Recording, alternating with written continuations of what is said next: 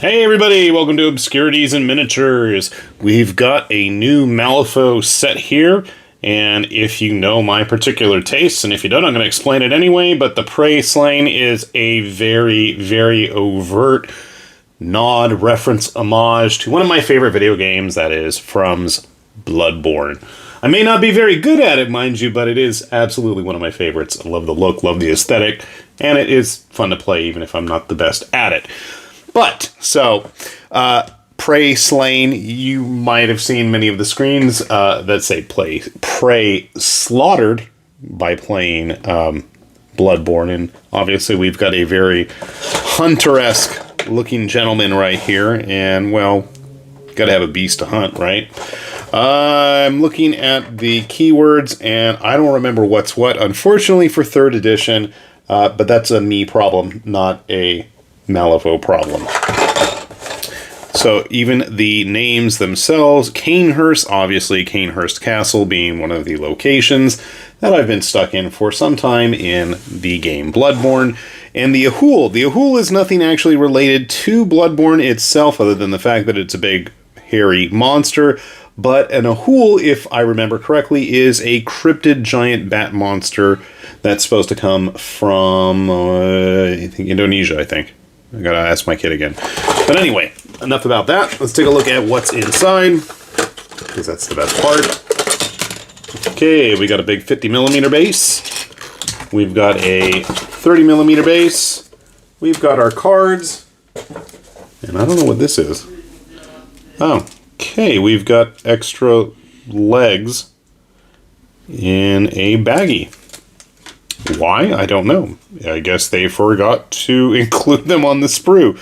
That's kind of interesting. Not that it looks very complex in terms of building, at least for the Ahul, but our hunter here is going to be a little bit more of a challenge. But then again, considering how many random Malifaux Kingdom Death type models we've put together, I don't feel it's going to be too much of an issue, and thankfully all of the instructions are also on Weird's website where you can take a look. And funny enough, as I was getting ready to get these models put together, I stumbled across a big stack of mostly 2nd edition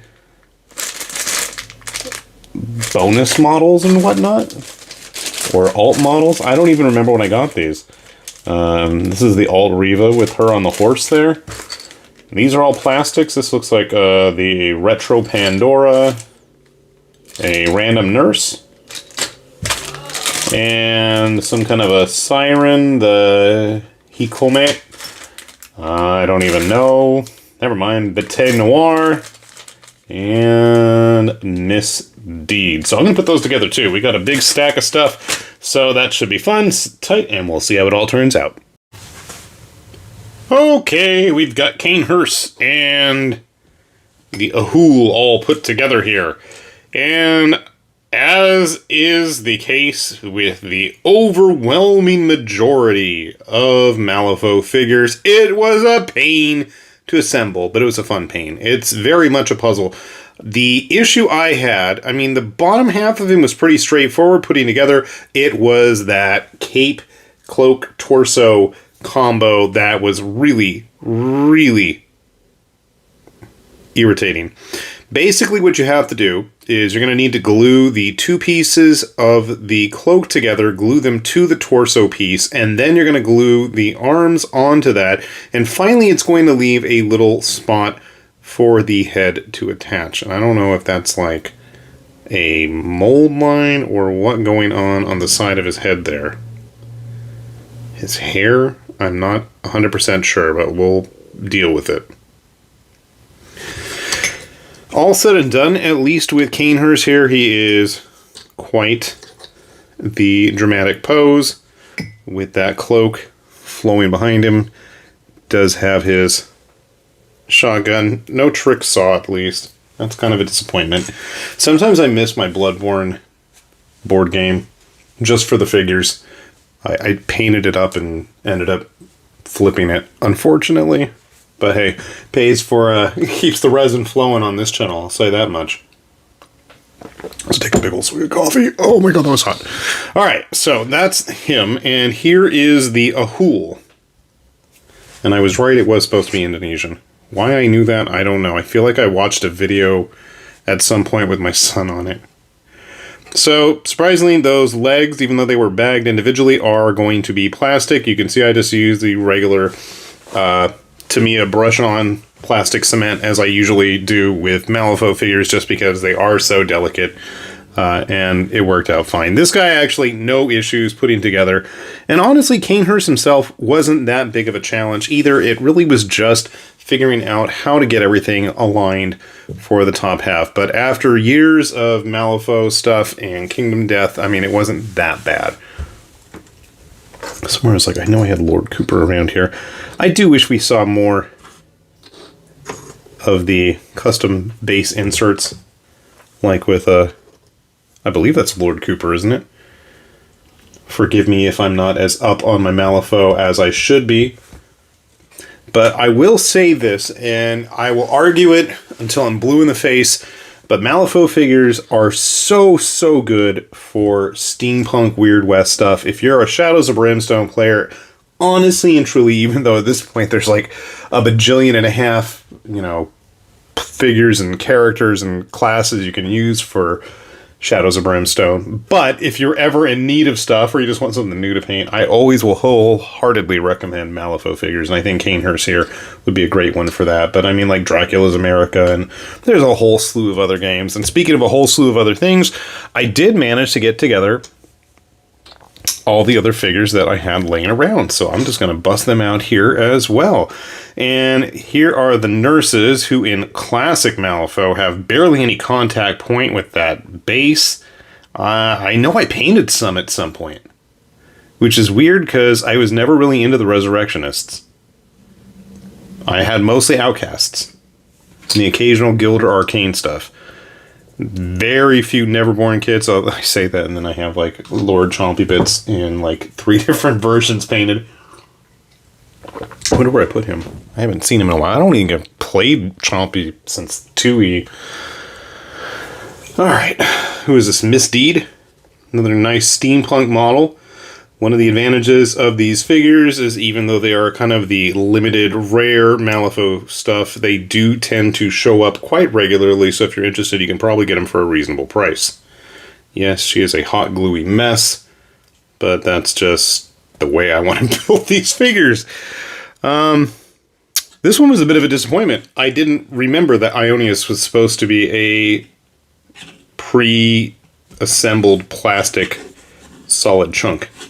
It's not bad looking. I never like the top of his head. His hair looks weird there, like it wants to be blowing in the wind, like the rest of him.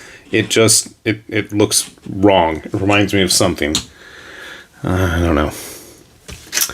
This was probably the most annoying figure of the bunch that I had, the Bete Noir, just because it was impossible to figure out what I was looking at due to the translucent plastic. But in the end, I actually think I got her done correctly, which is a miracle into and unto itself. I don't know if I even want to paint her. I kind of like it with the whole translucent, even with the translucent base. But again, it's not like I have any real plan to play Resurrectionists, but who knows? Maybe I will someday, right? I feel like she's a Reser, isn't she? It feels right. I could be wrong. Speaking of Resers, at least with the Riva here, I have her 3rd edition card, and I feel like I actually have her core set, her crew, the original 2nd edition crew somewhere, with the shield bearers and the what were they, like the candles, the corpse candles, I think, weren't they? And the dude with the crossbow. I have them all somewhere. I think I painted everybody except for Riva, in fact. So I'm going to have to dig them out. I have them somewhere probably, which means if I have them, I probably have the cards, but I'll be honest, I prefer this sculpt immensely. Not to say the original Riva was bad, but this is just so much more dynamic and exciting. Number one, she's got the scythe, whereas the original, she's just kind of sitting there, side saddle, not really doing anything. Got the flames and stuff coming up off the horse. And actually, this was really, really easy to build. There were instructions online for her, but you know what? The pieces went together pretty simply. In fact, I'll be honest with you, I didn't really need to look at anything online, except for the final model I'll show you. Here is the Hikome, the alternate version of the Shikome. And amazingly, this is supposed to sit on a 30mm base. I mean, he's got a pretty big wingspan there, so that's kind of cool, actually. I don't know, now I want to come up with some kind of, like, Monster Hunter rule set. One of my favorites being Alternative Armies, Sengoku Monster Hunter, but that's, like, really keyed for, like, 15mm models of, obviously, Japanese-style model. I mean, not to say that a Shikome isn't exactly a Japanese model anyway. But the model that pissed me off the most, and was obviously the most frustrating, was Pandora. And in true Malifaux fashion, I have absolutely no idea if I even built it correctly. Now, Pandora herself was fine. That's not the issue. The issue was all of her stupid souls popping out of the box. I think I got it right. I mean, I can't say for 100% certainty. You can see I missed the little contact point right here. There's a little hole on the side of that skull's head that Pandora's leg is supposed to attach to kind of give her an extra contact point to float there, but I guess it didn't matter because she's actually still glued to that soul floating around there. But yeah, just trying to figure out where everything went on this. You can see the strands of glue. I busted out the tester stuff. I was so sick of this thing. I'm like, screw it, I'm just getting it done. And it is, so I can't really complain about that. But, I mean, if there's one thing that needs to be said for Malifaux and their models, is that you really, truly can't complain about the variety. There's a little something for everyone. You got weird, you know, body horror stuff with the Resurrectionists and some of the Neverborn. You've got the goofy stuff with the Gremlins. You've got cowboys and all kinds of, you know, frontiersmen with the Explorers Society.